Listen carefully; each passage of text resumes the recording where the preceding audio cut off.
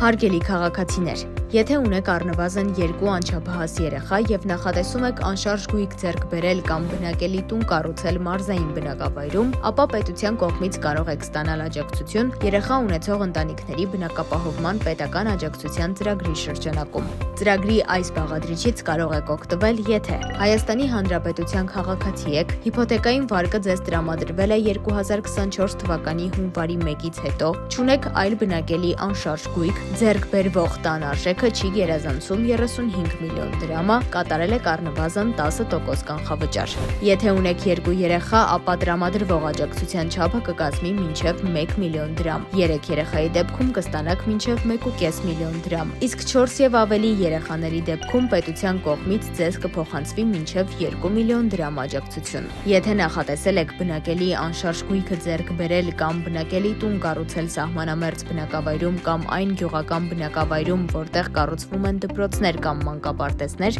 ապա աջակցության չափը կավելանա 50%-ով։ Ծրագրի այս բաղադրիչից օգտվելու համար անհրաժեշտ է դիմել Աշխատանքի եւ սոցիալական հարցերի նախարարության հետ համագործակցող բանկ կամ վարկային կազմակերպություն։ Կազմակերպությունների ցանկին կարող եք ծանոթանալ Աշխատանքի եւ սոցիալական հարցերի նախարարության պաշտոնական կայքէջում։